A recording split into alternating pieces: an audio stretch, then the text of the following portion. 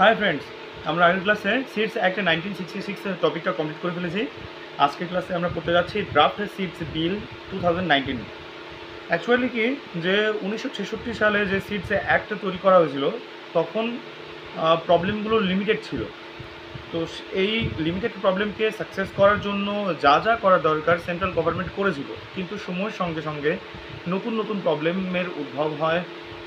আগের seeds act 1966-এ বলাই আছে সেখানে যে সেই সেন্ট্রাল গভর্নমেন্ট বা স্টেট গভর্নমেন্টকে অবশ্যই একটা ল্যাব তৈরি করতে হবে, আলাদা আলাদা জায়গাতে আলাদা আলাদা ল্যাব তৈরি করতে হবে বীজের কোয়ালিটি মেনটেন করার, মানে মেনটেন আছে কিনা সেটা দেখার জন্য। এবার কিন্তু সময়ের সঙ্গে সঙ্গে সেই বীজের কোয়ালিটি চেঞ্জ হয়, নতুন নতুন বীজ আসে, ট্রান্সজেনিক বীজ আসে, মডিফাইড অনেক প্রচুর ধরনের বীজ আসে, সংকর প্রকৃতির বিদেশ থেকে ইম্পোর্ট হচ্ছে, এখান থেকে কিছু কখনো কখনো এক্সপোর্ট হয়ে যাচ্ছে। তো অনেক রকমের কোয়ালিটি স্ট্যান্ডার্ড আসার মানে কি চলে আসে সেখানে। তো সেই ক্ষেত্রে নতুন করে কিন্তু এই বিলগুলোকে বা অ্যাক্টগুলোকে সাজাতে হবে, আদারওয়াইজ মানে বিজনেসে বা ট্রেডিংয়ের সময় বা যাই করি না কেন আমরা, এগ্রিকালচারের সেক্টরে আমরা কাজ করি না কেন, সেখানে প্রত্যেকটা সেক্টর থেকে কিন্তু প্রবলেম একটার পর একটা আসতেই থাকে। তো এর জন্য যে নতুন ধরনের যে ড্রাফট সিডস বিল আসলো 2019-এ, চলো আমরা সেটাই বোঝার চেষ্টা করি যে কী বলেছে এখানে।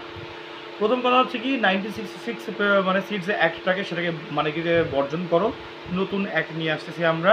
হ্যাঁ, এবং সেখানে কোয়ালিটি মানে কি বীজের যে কোয়ালিটি সেটাকে মানে কি রেগুলেট করো, সেটাকে নিয়ন্ত্রণ করো।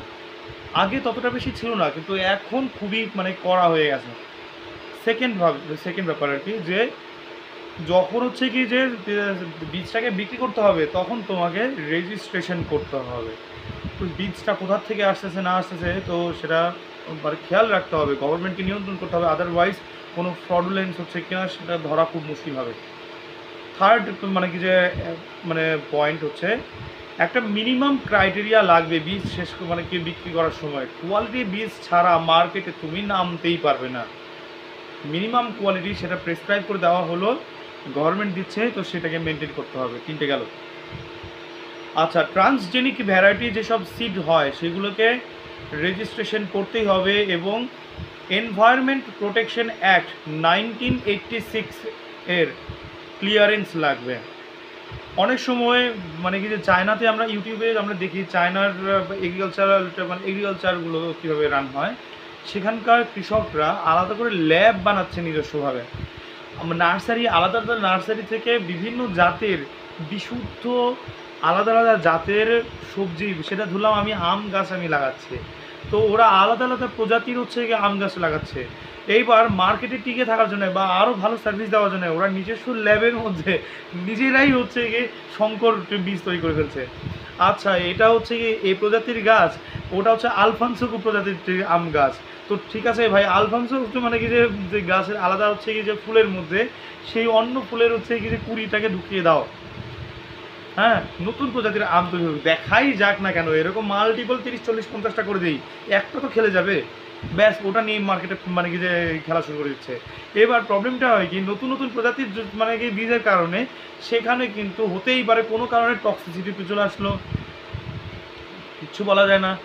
আচ্ছা, আবার সেখানে নতুন ধরনের হচ্ছে কি যে ভাইরাস ব্যাকটেরিয়া অ্যাপ্লাই করে মানে কি যে অ্যাটাক করে ফেললো, আরে বাবা, এবার ছত্রাক ফাঙ্গাস একটা অ্যাটাক করে ফেললো। মানে নতুন প্রজাতির গাছ তো হলো ঠিক আছে, আমটাও সে টেস্টি, সেখানে মিনারেলস অনেক বেশি আছে মানলাম, কিন্তু প্রবলেম কি, যেটা টেস্টি হয়, যেখানে কার্বোহাইড্রেট প্রোটিন ফ্যাট সেখানে প্রচুর পরিমাণে বেশি হয়, মিনারেলস বেশি হয়, সেখানে তো ফাঙ্গাল অ্যাটাকও তো হতে পারে। তো সেটাকে মানে ঠিক করার জন্য কতটা গাছ নিজের থেকেই অ্যান্টিবডি তৈরি করে রাখছে সেটাও কিন্তু দেখার বিষয়। তো সেই ফাঙ্গাস কিন্তু আবার আমরা জানি অনেক সময় বিষাক্ত ফাঙ্গাসও হয়।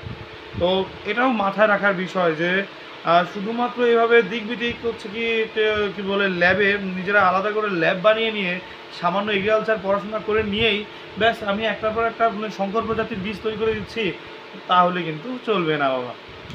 তো তোমাকে অবশ্যই রেজিস্ট্রেশন করতে হবে এবং এনভায়রনমেন্ট প্রোটেকশন অ্যাক্ট 1986-কে মেনটেন করতে হবে। কী কী আসলে আরেকবার বলি, কোয়ালিটিকে খেয়াল রাখতে হবে, রেগুলেশন করতে হবে। 2 নাম্বার কথা যে বিভিন্ন রকমের বীজ, যত রকমের বীজ হচ্ছে সেটাকে রেজিস্ট্রেশন করাতে হবে। আমি এই মানে কি বীজটাই মার্কেটে ছাড়ছি, মিনিমাম স্ট্যান্ডার্ড মেনটেন করতে হবে। ট্রান্সজেনিক মানে কি যে বীজের ক্ষেত্রে রেজিস্ট্রেশন তো করতেই হবে, সঙ্গে আবার এনভায়রনমেন্ট প্রোটেকশন একটা 1980 স্কিম মেনটেন করতে হবে, ঠিক আছে। তারপর যে কন্টেইনারে তুমি বীজ বিক্রি করছো সেই কন্টেইনারের গায়ে লেগে দেখতে হবে কী কী স্পেশাল ক্রাইটেরিয়া আছে তোমার বীজের মধ্যে, যাতে তুমি যদি ফ্রডুলেন্স হয় সেটাকে গভর্নমেন্ট ধরতে একটু সুবিধা হয়। আচ্ছা, এবার আসি আমরা যে আগে যে মানে কমিটি বানানো হয়েছিল, যে সেন্ট্রাল সিড কমিটি, সেটাকে চেঞ্জ করে দাও, নতুন করে কনস্টিটিউট করো, নতুন করে বানাও সেটাকে। হ্যাঁ, তারপর আর হ্যাঁ, যদি মানে কি বলে, যদি ইন্ডিয়ার যারা ফার্মার আছে তারা যদি হচ্ছে কি যে নতুন নিজেরা ল্যাব বানিয়ে নিয়ে রেজিস্ট্রেশন না মানে কি বলে নতুন প্রজাতির বা নতুন কিছু করতে চায়, সেটা অ্যালাউ আছে, তার জন্য কোনো রেজিস্ট্রেশন নেই।